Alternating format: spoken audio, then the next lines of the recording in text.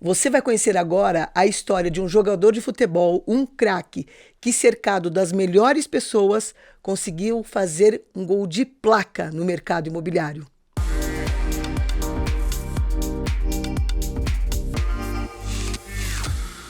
E hoje no nosso NunaCast eu vou estar conversando com Alexander Scáfora, gerente geral da JR Silva Empreendimentos.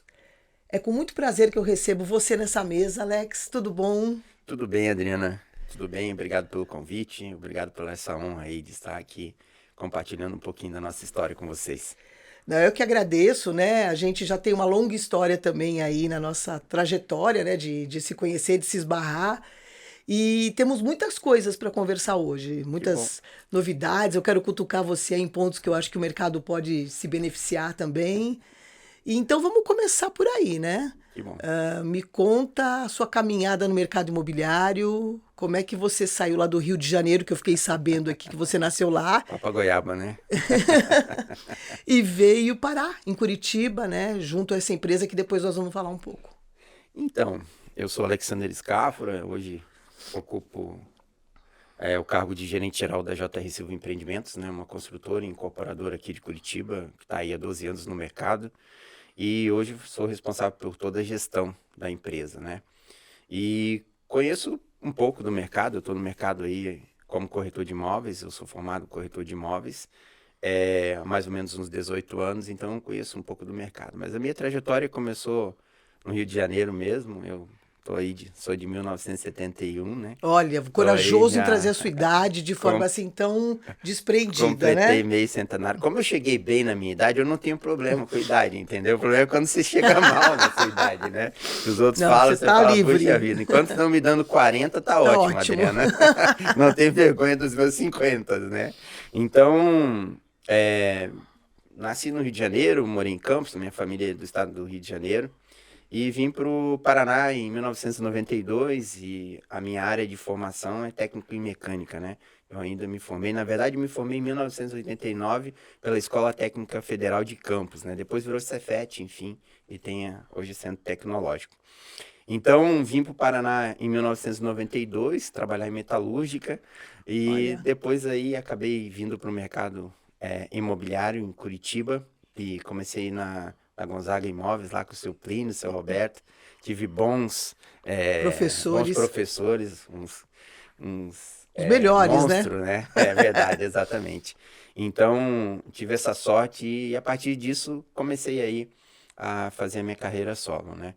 E em 2021 eu fui convidado para vir trabalhar internamente na JR Silva Empreendimentos, ao qual eu já prestava serviço como corretor de imóveis, né? Você tinha uma imobiliária que era sua, né? Isso, exatamente. Ah, Trabalhava com escritório imobiliário e veio a pandemia e muitas coisas mudaram nesse meio, esse período aí de 2 anos aí de pandemia, nós mudamos bastante o nosso foco, né?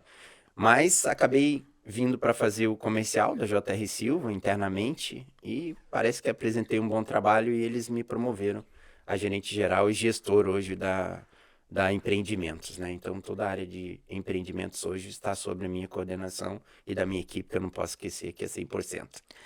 sim. E assim, a JR Silva tem uma história muito particular, né? Sim. É claro que a gente puxa a sardinha para esse lado porque é muito legal. Nós Aham. estamos num país que é amante do futebol, né? Sim, As sim. pessoas têm aí, né, o futebol, a feijoada, a cerveja. Aham. Isso é muito do brasileiro. Sim.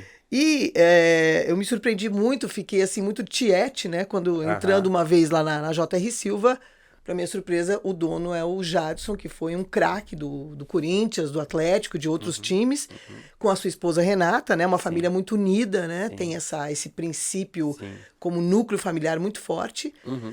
E essa história com o esporte, que depois vira uma história de incorporação e de construção. E de outros empreendimentos, Uhum. né? Então, vamos entender a JR Silva, né? Como é que um jogador de futebol bem-sucedido olha para a construção civil e fala assim: ah, ok, aqui é que eu vou continuar fazendo meu gol de placa, entendeu? É verdade. 2010 foi um ano onde o Henrique, né, que é o cunhado do Jadson, né? O Jadson é um atleta de altíssima performance, né? Um jogador que foi muito bem sucedido na sua carreira, naquilo que ele se propôs a fazer. E também no âmbito familiar, né? Eu associo muito o Jadson à família, né? Porque Sim. hoje no futebol nós temos muitas histórias, né?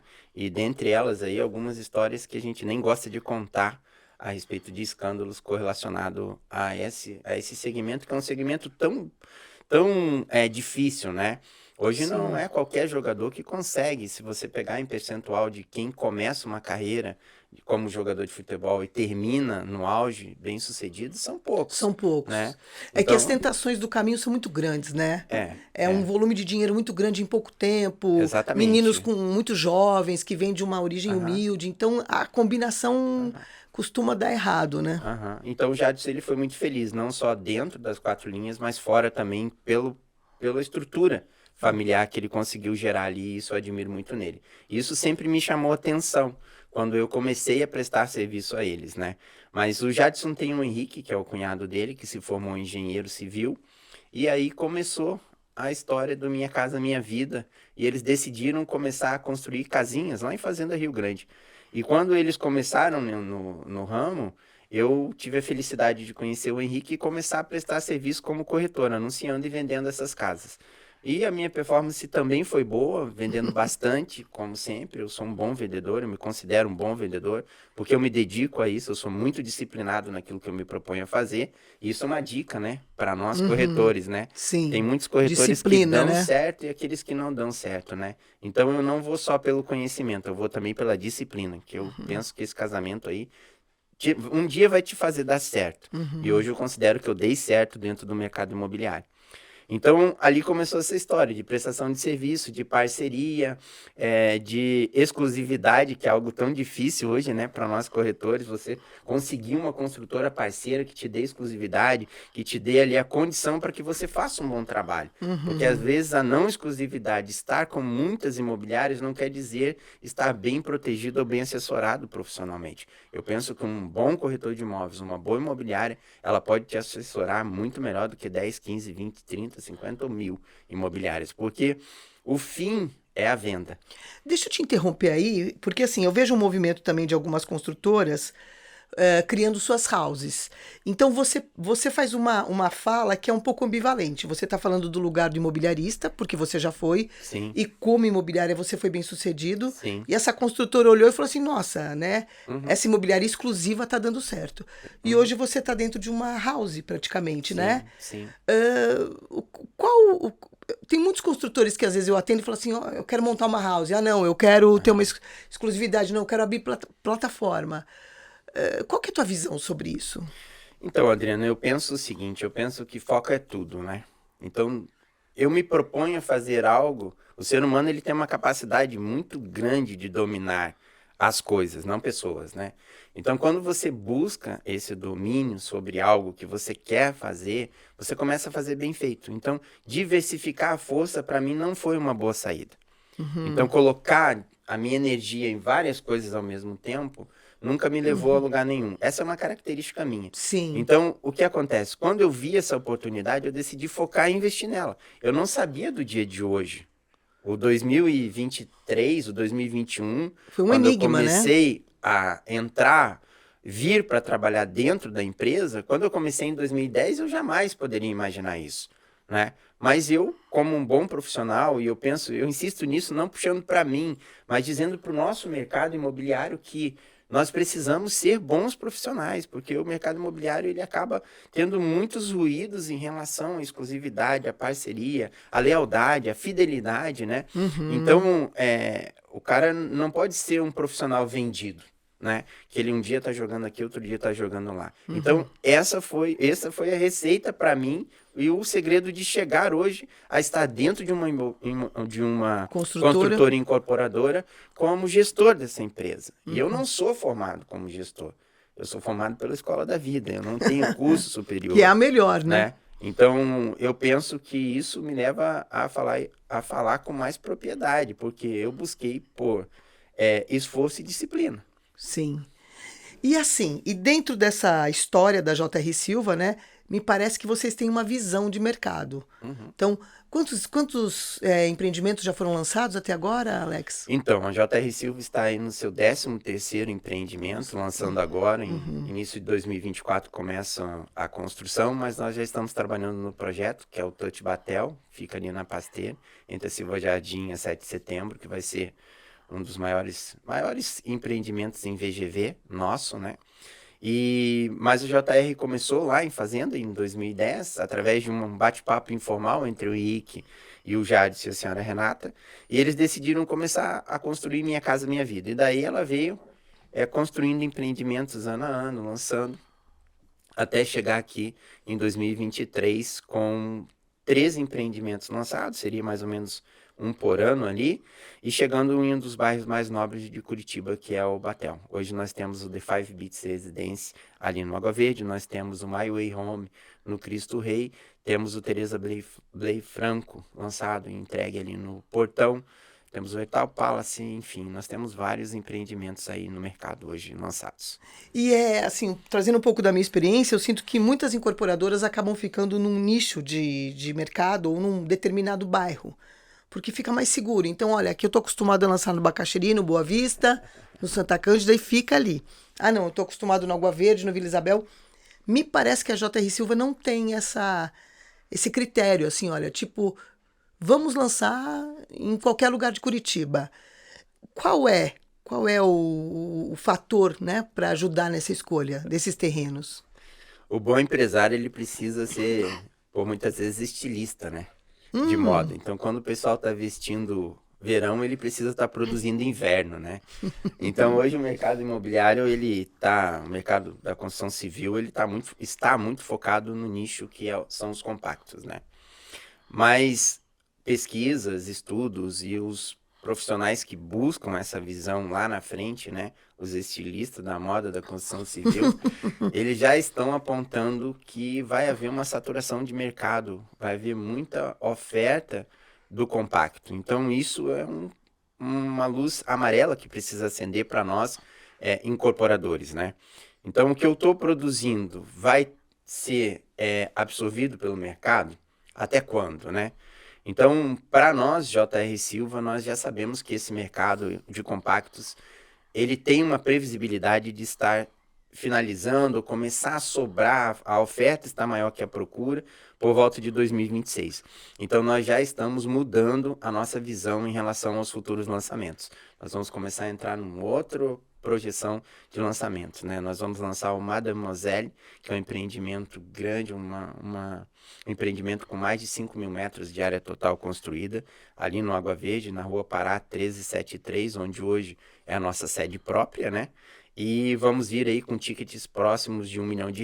Então, nós saímos ali de tickets de compactos entre 200, 250 mil, aí vamos aí para um ticket maior, né? Na verdade, a JR, ela tem uma projeção de mercado onde nós buscamos objetivo, com disciplina, a chegar aí no alto padrão, né? Produzir coisas com mais... Não que nós não tenhamos um padrão bom de construção. Sim, mas um alto padrão desse poder aquisitivo, Exatamente. desse cliente que está num outro lugar da pirâmide Isso, social, vamos isso. dizer assim.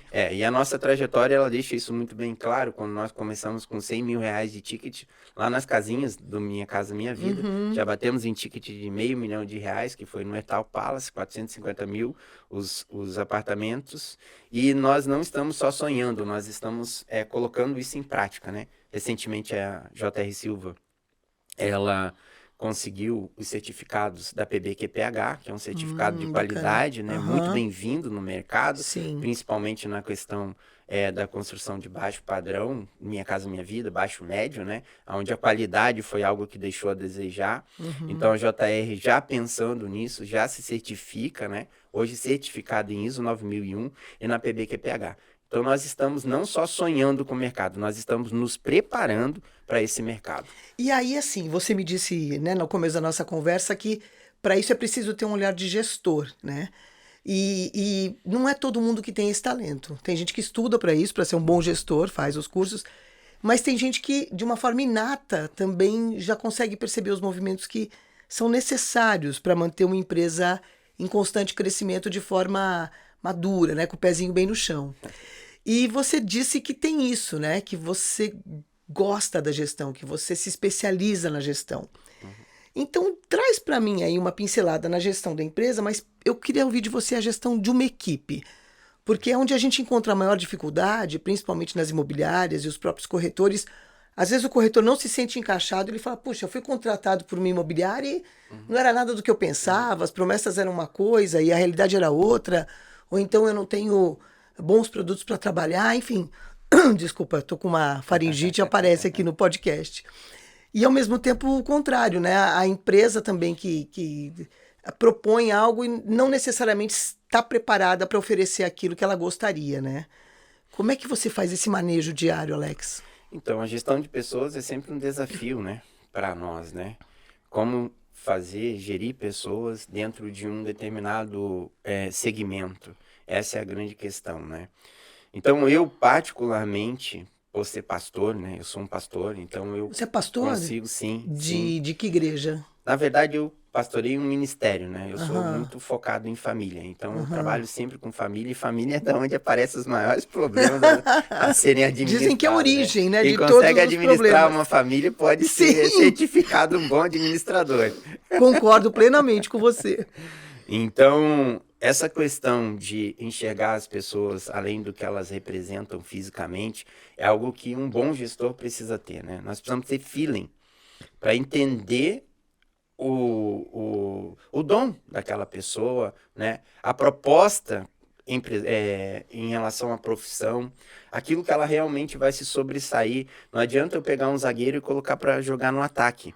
Zagueiro é zagueiro, atacante é atacante, mas tem um meio de campo que precisa fazer a ponte. Então, Sim. dentro da gestão, nós precisamos identificar os zagueiros, os goleiros, os atacantes, né? Já puxando aí para o meu patrão, que é jogador O de Jadson futebol. podia estar aqui falando sobre isso, né? Mas sim. Então, e depois de identificado isso, nós precisamos perceber o potencial de cada pessoa, porque cada pessoa tem um potencial individual nato dela, ou da origem dela, ou seja, da criação, da cultura, né? Eu, por exemplo, eu não sou formado em administração de empresa, mas eu sei que parte de mim gostar de administrar. Eu amo administrar. Eu amo gerir pessoas. A gestão de pessoas é a parte onde eu mais me sobressaio, porque eu sempre consigo tirar delas mais do que elas podem oferecer. Então, eu brinco, né, com meus liderados lá, com os colaboradores. Eu vou espremer vocês até vocês darem o último caldo. E é assim que funciona. Mas é impossível. Hoje, particularmente, eu não conheço uma pessoa. É claro, aquelas situações onde a pessoa não quer. Mas as pessoas que quiseram estar sobre a minha liderança, elas sempre saíram melhor do que elas chegaram. E isso é algo que eu tenho para mim, né? Então, quando eu conheço alguém, quando alguém entra para estar debaixo da minha liderança, eu não vejo aquela pessoa só começando, eu vejo como eu vou deixá-la, ou vou devolvê-la para o mercado, ou vou usá-la dentro mesmo da estrutura da empresa que nós estamos ali administrando. Então, isso é natural. É E onde qual eu que é queria chegar com você aqui. como é que você enxerga assim, qual que é o pior erro que se comete numa gestão de uma empresa imobiliária? Alavancagem. O que que é alavancagem? Alavancar é você gastar mais do que você ganha, você tomar muito dinheiro do mercado, é você tomar muito risco, né? No mercado financeiro, hoje, se nós formos observar, os grandes investidores são aqueles que, como diz o, o tio Rico, né? Ele fala que muito risco e pouco ego, né? Então, no mercado financeiro, você realmente precisa tomar risco, porque você está exposto ao risco. Mas o risco ele vai até onde você está capacitado a Para aguentar, administrar né? e aguentar isso. Então tem lá uma área de gain e uma área de loss quando você opera o mercado. Então você sabe do teu risco de perda e sabe também do teu possível ganho. E dentro de uma empresa não é diferente. Eu preciso administrar risco. Então o grande risco é administrar os riscos e o risco está na alavancagem. Então dá o passo maior que a perna. Hoje a JR Silva eu considero uma empresa saudável, uma empresa que tem muito crédito, ela tem um bom presidente, um presidente que trouxe pro futebol uma boa imagem, né? O Jadson é um cara que tem uma imagem ali, eu Sim, nunca bem construída, né? ouvi falar nada dele assim que fugisse do que a gente espera de um atleta profissional como exemplo, né?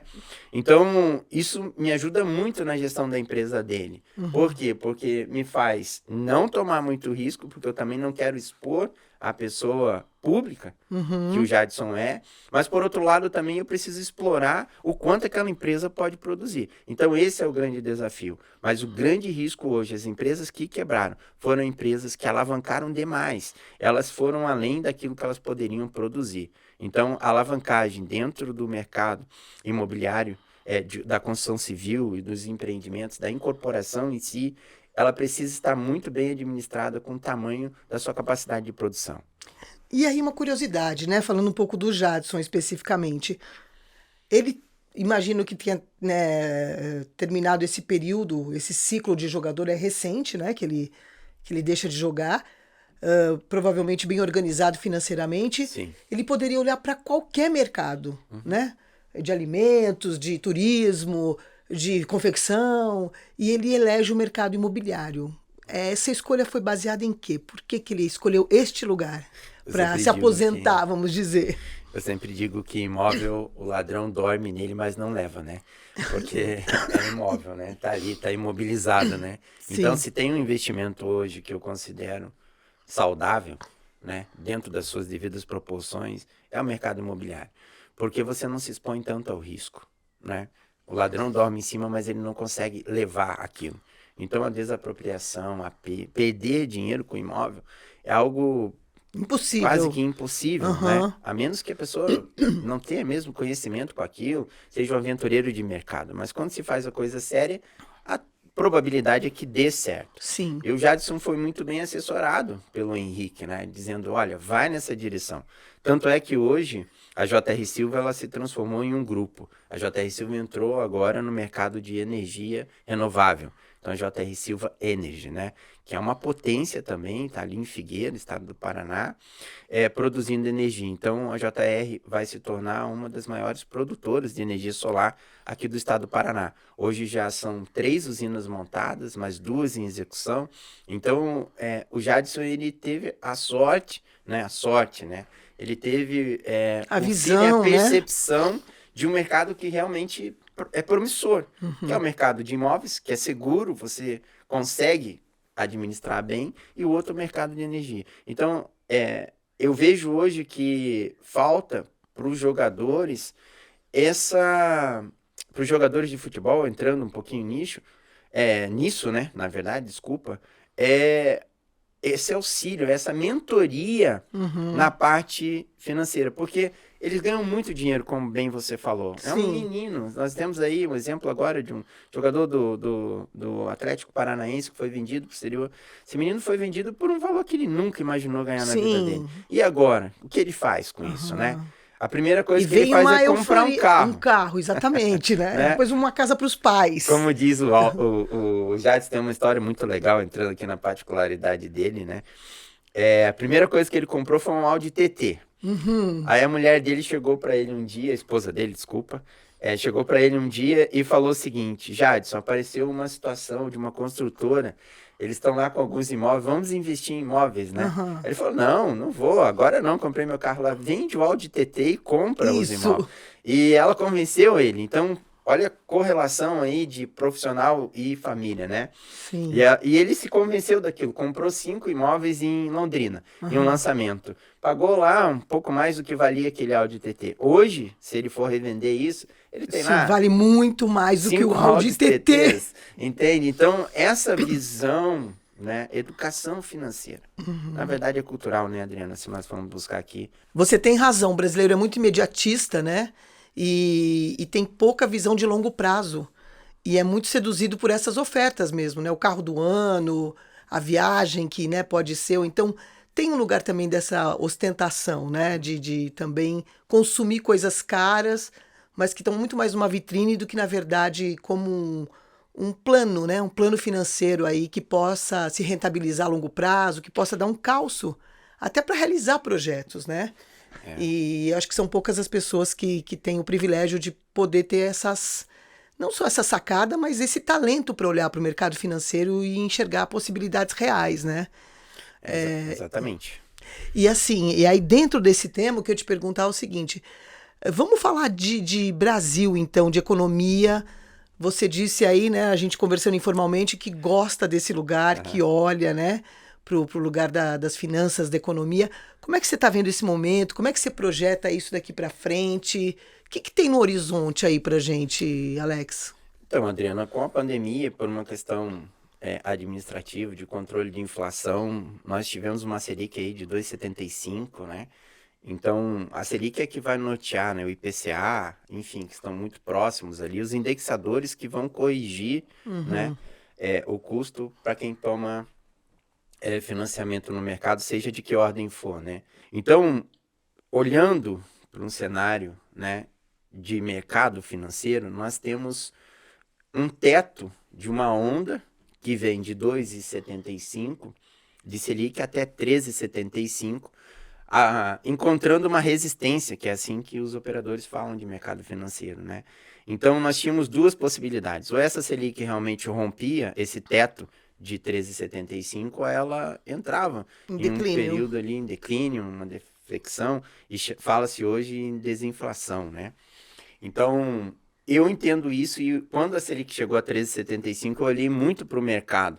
Por quê? Porque nós viemos lá comprando o cúbico do concreto a R$ 245, hoje pagando R$ 400. Então, realmente, o custo da construção civil aumentou demais, assim como as demais custos, né? Quem ia antes com R$ 500 no mercado trazia X% de produtos, hoje traz X menos 3, 4. Por quê? Porque realmente a coisa aconteceu. Mas isso foi a nível mundial. Então, a pandemia realmente mexeu com o mercado financeiro do mundo inteiro. Não foram só os brasileiros privilegiados por isso. Então, nós também precisamos olhar para o mercado de importação e exportação. Como é que está isso? Como é que está a flutuação do dólar, o câmbio? Então, tudo isso nós precisamos entender um pouco de economia para poder estar olhando para isso. Então, juntando tudo isso e resumindo, eu entendo que 2024 vai ser um ano muito bom para nós, né? Estima-se 4,9% de inflação para o ano que vem. Então, vai haver uma queda. Nós estamos aí vendo a Selic voltando. Então, ela bateu em um teto, ela tende a fazer essa desinflação e vir até um ponto de fundo ali dessa curva. Então, eu acredito que o mercado vem para 10% de taxa Selic, 9,5% de taxa Selic. Isso vai fazer com que as taxas, os juros, esses indexadores que norteiam o mercado para o financiamento habitacional virem também nessa deflexão aí. E então eu estou com boas expectativas para 2024 e 2025.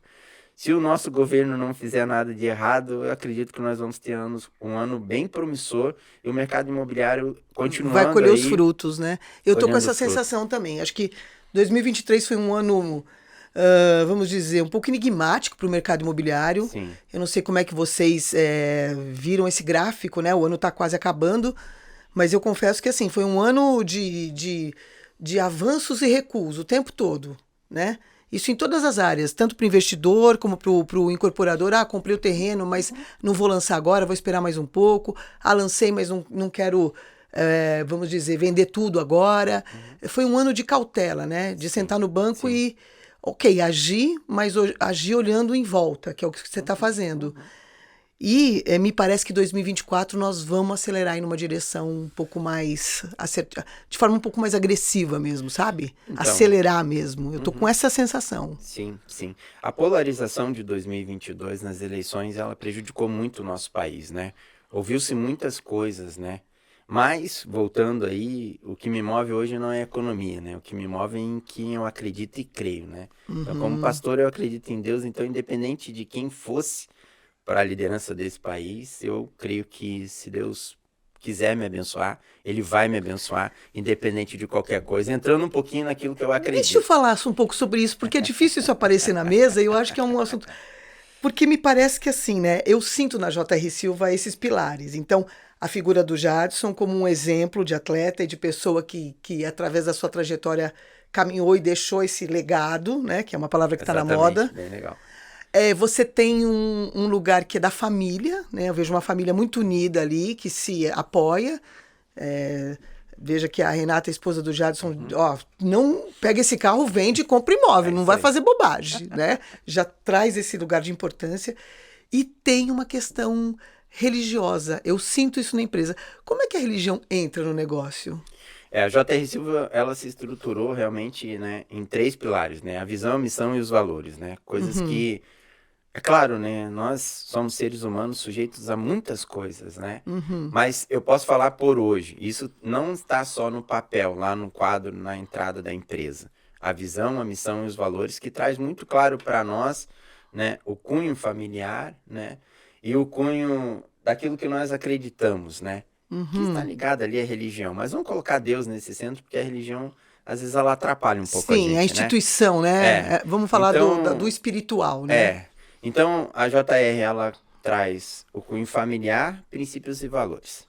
Então, isso fecha, né? O que a JR quer trazer para o mercado. E nós temos algo que está na nossa essência, no nosso DNA, que é o respeito com os nossos clientes. Isso eu não negocio, né?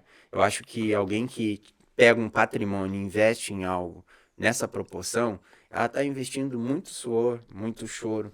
Tem a vida dela ali em Sim, cima disso, muito né? trabalho, muito Trabalho. sacrifício, né? E vamos falar a verdade, para nós, pessoas Comuns. comuns, né? Sim. Corretas, né? Pessoas que não fazem a coisa da forma errada, é muito difícil você crescer. Você pega a minha trajetória mesmo, menino que nasceu lá, a mãe separou do pai com 1 semana de nascido e você vai ser educado de uma forma onde você fica limitado. Então você tem que ir se superando em cada coisa para que você alcance um objetivo ou chegue numa carreira aonde você possa encerrar. Eu digo que eu estou aterrissando meu avião, né? Então eu decolei, cinquentinha, eu quero não, dar... não. Não é o que Então, parece, hein? Então eu vejo isso na JR, um lugar seguro para eu aterrissar o meu avião. Então eu gostaria muito de encerrar a minha carreira profissional ali. Eu falo isso pro Jadson, né? Falo, patrão, me aguenta mais uns 6, 7 anos, eu me aposento aqui. Aí, ao contrário do teu patrão, você vira jogador de futebol, é não, isso? Não. Eu quero ir pra praia, ficar com a minha polaca lá tomando sol. E... Tá ótimo, tá né? Ótimo, Brasil. Então eu vejo isso. Então não é só uma impressão. Nós temos vivido isso dentro da JR. É um prazer trabalhar pro Jadson. O Jadson é uma pessoa muito bacana, um cara muito... fácil de trato, e a senhora Renata também. Então, assim, tem tudo a ver, né? Nós estamos ali trazendo essa proposta para o mercado, né? Uma proposta familiar, de uma empresa que consegue dar certo dentro de uma administração familiar, princípios e valores. Bacana. E é mais fácil ser pastor ou gerente geral de uma incorporadora? Ah, pastor, é mais fácil. Né? Bom, tem um bom patrão, né? É verdade. Deus tá aí, né? É verdade. A gente É imagina verdade. que nada vai É acontecer de errado. Mas falando um pouco sobre a questão da religião que você perguntou, né? Não existe nenhuma imposição. Sim, o preconceito. Não queremos polarizar a empresa também, né? Isso, por favor, né? Chega, né, não, Alex, tem por favor. para todo mundo lá. Que bom. Então, ótimo, né? Eu vou caminhar essa conversa para o encerramento, mas a gente poderia ficar muito tempo aqui. Que bom. Nossa, tem muita coisa, né? O ruim é que a gente vai querendo perguntar coisas e vamos talvez marcar um outro momento aí para a gente avançar em outras conversas. Traz um pouco do teu momento, como é que você enxerga daqui para frente, né? Não só do ponto de vista econômico, mas como uma visão geral de mercado, da própria JR Silva, Curitiba, né? Nós temos uma cidade que é pujante, que tu vira e mexe tá aí tentando novas tecnologias, trazendo novidades, trazendo conhecimento. Como é que a gente... até o final dessa década aí, o que será que vai acontecer com a gente? Mexe aí na tua bola de cristal. Então, Adriano, eu penso que tudo vai dar certo desde que a gente não desista dos nossos sonhos, né? Eu penso que um menino, né, como o Jadson, vindo lá de Londrina, de uma família muito simples, consegue atingir algo tão fantástico, né? Eu falo para ele, cara, você viveu coisas que poucas pessoas vão conseguir viver na vida, né? Que é ir para a China, ir para a Ucrânia, ter temporadas muito bem sucedidas, né? Vitoriosas, né? Então, e trazendo isso também para mim, né? Então, nós não podemos desistir de sonhar e de insistir naquilo que a gente tem como proposta de vida. Então, eu sou assim, a minha proposta de vida hoje daqui a 5, 6 anos me aposentar bem, né? Fazendo o que eu amo fazer, porque isso também faz toda a diferença, né? Perseguindo os meus sonhos particulares, né? Deixando de olhar muito porque as pessoas falam, mas para aquilo que Deus fala acerca de mim, né? Então, eu vejo só coisas boas, sabe? Curitiba é uma capital muito boa. Eu costumo dizer que tudo que nós plantamos aqui dá, desde que bem regado e bem cuidado, né? Porque também não adianta eu fazer de qualquer jeito. Então, nós temos muitas oportunidades, não só no mercado imobiliário, da construção civil, mas o comércio está aquecido. A minha esposa trabalha com cosmético, e eu vejo a grande dificuldade hoje de nós encontrarmos profissionais comprometidos com aquilo que se propõe a fazer. Então, nós falamos lá, tem 13 milhões de desempregados, mas onde estão eles? Porque eu quero contratar na construção civil e não acho. A minha esposa quer contratar no segmento de cosméticos e não acha. Então, onde estão essas pessoas? Eu acho que essas pessoas estão escondidas atrás de algo que foi colocado sobre elas. Porque elas não são isso. Elas precisam realmente descobrir quem elas são.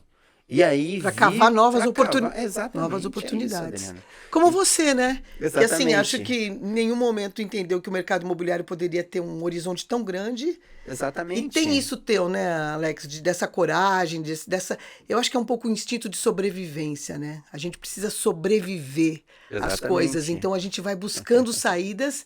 E nessas saídas a gente se olha e fala, opa, tá dando certo isso aqui, que bom, né? Vamos seguir. Você imagina um menino com 1 semana de idade, onde seu pai te abandona, não te registra. Uau. Eu sou só o filho da mãe, de uma família muito simples. Minha mãe era servente do INPS naquela época, só tinha a 4ª série, e hoje eu tô aqui. Então, eu fecho a minha fala dizendo, nós não podemos desistir de sonhar. Tá bom, Alex, te agradeço imensamente. Olha, espero que você tenha aproveitado essa conversa, né? A gente passou por vários assuntos, mas acima de tudo, para mim, que estou desse lado da mesa, é muito importante, muito bom descobrir as riquezas, as descobertas, né? O bom, né, que existe desse outro lado, que é sempre um convidado muito especial. Eu queria muito agradecer aos nossos apoiadores também, a SZL Imóveis, a ArcJobs e a Conforto Ambiental. Te espero no próximo episódio. Até lá!